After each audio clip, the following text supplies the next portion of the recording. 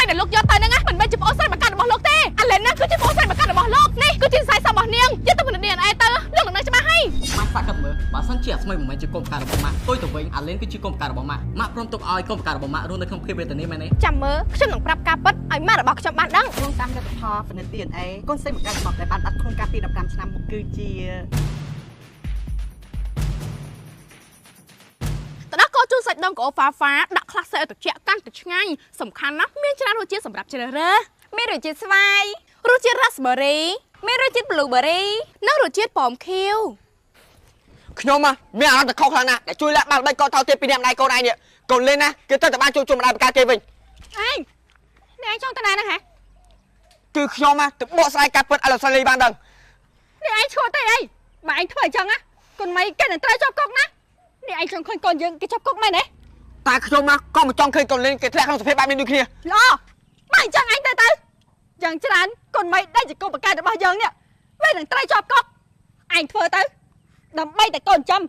សុខចិត្តឲ្យកូនបង្កើតខ្លួនឯងនេះវាជាប់គុកហើយ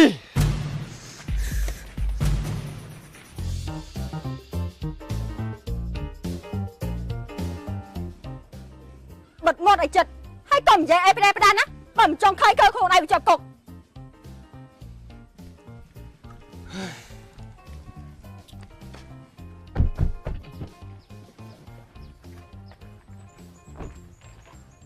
ជំរាបសួរពូមីងចាហើយមានការអីដែរលោកក្មួយគឺម៉ាក់ឲ្យខ្ញុំមកអញ្ជើញពូឲ្យដើម្បីទៅចូលរួមកម្មវិធីជប់លៀងហ្នឹងណាជប់លៀងហើយជប់លៀងអីទៅលោកក្មួយមីងគិតថាមីងមិនស័ក្តិសមនឹងចូលរួមទេហេតុអីមិនស័ក្តិសមម៉ាក់ក៏ជប់លៀងដែលរកកូនស្រីពៅរបស់គាត់ឃើញហើយពូនឹងមិញជាអ្នកចិញ្ចឹមនាងតាំងពីតូចកម្មវិធីជប់លៀងនេះត្រូវតែមានវត្តមានពូហើយនឹងមិញណាចាប៉ុន្តែពីផ្ទះមីងទៅផ្ទះក្មួយវាឆ្ងាយខ្លាំងណាស់ហើយតើម៉ូតូកាចាស់របស់មីងវាជិះទៅមិនដល់ទេមីងកុំភ័យអីណាថ្ងៃនេះពូហើយនឹងមីងរៀបចំខ្លួនឲ្យស្អាតបាតចុះចាំខ្ញុំឲ្យគេមកយើចាបាទអញ្ចឹងខ្ញុំលាពូហើយនឹងមីងទៅសិនទេណាចា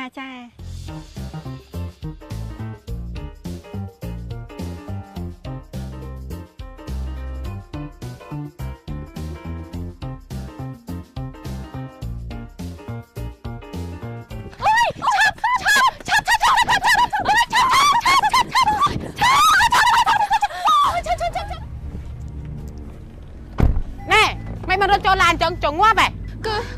អត់ទេគឺខ្ញុំមានរឿងសំខាន់ចង់ប្រាប់បដិបដាស់មែនណាវ៉ៃអោយពេទ្យពីនឹងចេះអត់ទេខ្ញុំមានរឿងសំខាន់ចង់ប្រាប់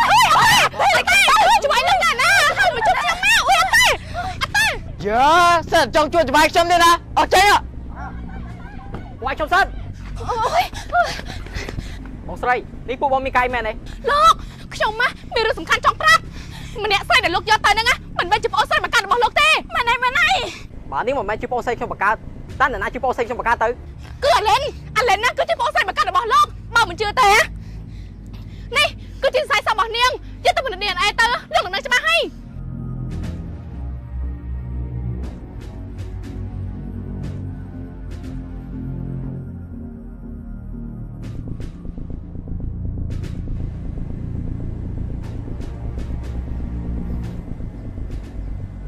តែម៉ាក់មិនចង់ធ្វើបែបនេះទេលោកតែកូនមិនដឹងគេអន់ចិត្តណាកូនម៉ាក់ខ្ញុំដឹងថាម៉ាក់បែកពីនាងយូរម៉ាក់មិនចង់ធ្វើអីប៉ះពាល់ដល់អារម្មណ៍នាងតែខ្ញុំចង់ឲ្យម៉ាក់រស់នៅក្នុងការពិតមិនចង់ឲ្យម៉ាក់រស់នៅក្នុងការបោកប្រាស់របស់អ្នកណាម្នាក់ទេម៉ាក់សាក់កាត់មើលបើសិនជាអាស្មីមិនមែនជាកូនបង្កើតរបស់ម៉ាក់ផ្ទុយទៅវិញអាឡែនគឺជាកូនបង្កើតរបស់ម៉ាក់ម៉ាក់ព្រមទុកឲ្យកូនបង្កើតរបស់ម៉ាក់រស់នៅក្នុងភាពវេទនាមែនទេពិតមែនហើយយើងទៅតែបញ្ជាក់ការពិតហេងឯងឲ្យអ្នកគ្រូពេទ្យមកអ្នកគ្រូពេទ្យសូមអ្នកគ្រូពេទ្យពិនិត្យ DNA បានច្បាស់ណានេះគឺជាសរសៃសក់របស់ក្មេងស្រីម្នាក់ដែលឈ្មោះថាលិននិងសរសៃសក់របស់ស្មីដែលជាកូនស្រីរបស់ខ្ញុំពេលបច្ចុប្បន្នខ្ញុំចង់ដឹងថារវាងពួកគេទាំងពីរតើម្នាក់ណាជាកូនស្រីរបស់ខ្ញុំឲ្យពិតប្រាកដចាលោកស្រីបើអញ្ចឹងខ្ញុំសូមអនុញ្ញាតយកសរសៃសក់របស់លោកស្រីមួយផងចាអ្នកគ្រូពេទ្យ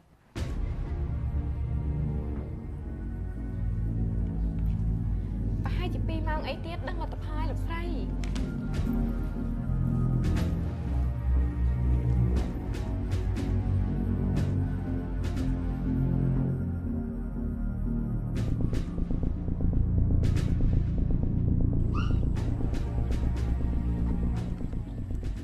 តែដល់តែលោកស្រីលីហាក់និយាយអីប្រាប់ដែរសោះណា ចាំមើលខ្ញុំនឹងប្រាប់ការពិតឲ្យម៉ាក់របស់ខ្ញុំបានដឹងថាខ្ញុំគឺជាកូនបង្ការរបស់គាត់ គ្មានអ្នកណាក៏ជឿអញទេបើអញពិតជានិយាយមែនណាគេនឹងគិតថាអញគឺជាមនុស្សឈួត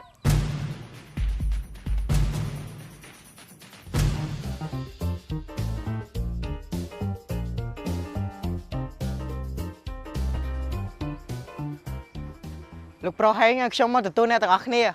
ចាពួកខ្ញុំមករៀបចំខ្លួនរួចរាល់ហើយ បាទអញ្ចឹងសូមអញ្ជើញ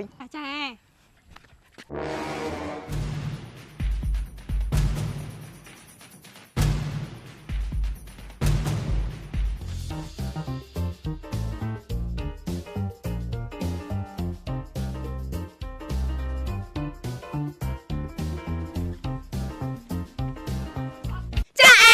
កំពុងតែល្អមើលមែនអត់មុននឹងឈានចូលដល់សាច់រឿងបន្តខ្ញុំសូមនាំមកដល់បងប្អូនទាំងអស់គ្នាមកញ៉ាំទឹកដោះគោជូរសាច់ដុំកោហ្វាហ្វាជាមួយខ្ញុំសិន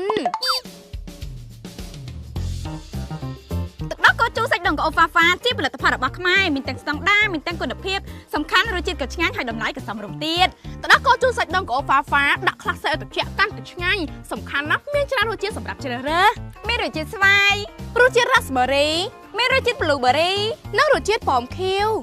ទឹកដោះគោជូរសាច់ដូងកោហ្វាហ្វាអាចរកទិញបានគ្រប់តូបលក់ចាប់ហួយសង្ឃឹមថាផល DNA ចេញមកគ្រប់យ៉ាងមិនត្រូវលាតត្រដាងយើងចង់ដឹងមុខម៉េច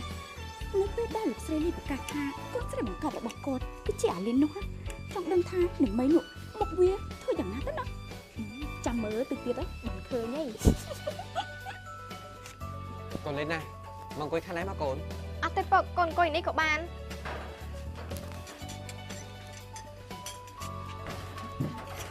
មីងបានឲ្យទៅសាយសក់ខ្ញុំទៅបងហេងអត់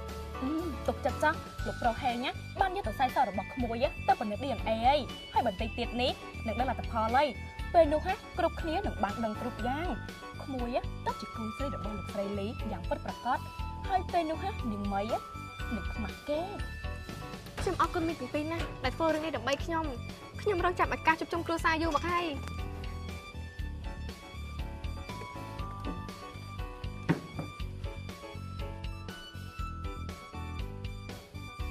ថ្ងៃនេះគឺជាថ្ងៃដ៏ពិសេសសម្រាប់ខ្ញុំ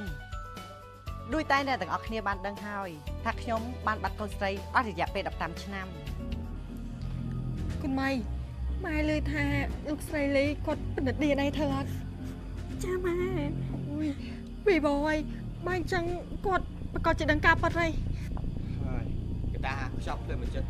ខកគេបានមួយថ្ងៃមិនប្រកាសតែខកគេបានមួយជីវិតទេមុននឹងក្រោយគេនឹងដឹងការពិត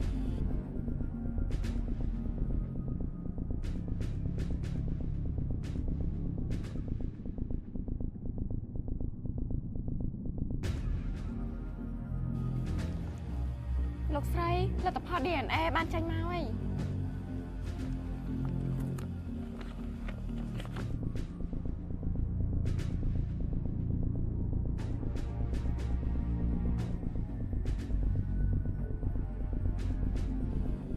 ចាថ្ងៃនេះនាងខ្ញុំសូមប្រកាសយោងតាមលទ្ធផលពិនិត្យ DNA កូនស្រីបង្កើតរបស់ខ្ញុំដែលបានបាត់ខ្លួនកាលពី15ឆ្នាំមុនគឺជា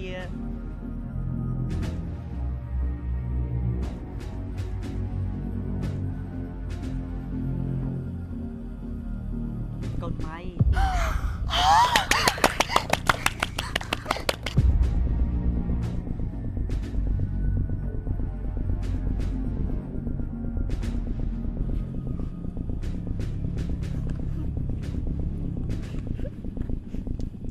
ខ្ញុំបានបែកពីនាងអស់រយៈពេល15ឆ្នាំហើយថ្ងៃនេះខ្ញុំបានជួបនាងវិញខ្ញុំពិតជាសប្បាយចិត្តខ្លាំងណាស់ មិនមកទៅជាអញ្ចឹងមីងនេះមានរឿងអីកើតឡើងហ្នឹង មីងក៏មិនដឹងដែរក្មួយថាហេតុអីបានខ្លាចជាបែបនេះ អត់ទេ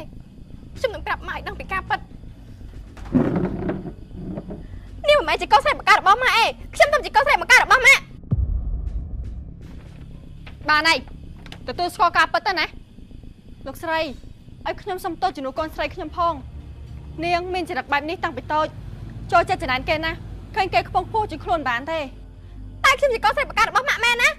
ឯងមានអីមកបញ្ជាក់គាត់តំណាងគ្រួសាររបស់លោកស្រីលីគុណមីក៏មាន ហើយលទ្ធផលពិនិត្យ DNA ក៏ចេញមកច្បាស់ថាកូនមីគឺជាកូនស្រីរបស់លោកស្រីលីពិតប្រាកដហើយឯងតែកុហកខ្លួនឯងដល់ពេលណាទៀតហ៎ ពិតមែនហើយខ្ញុំជឿលើការពិនិត្យ DNA ថាកូនមីគឺជាកូនបង្កើតរបស់ខ្ញុំ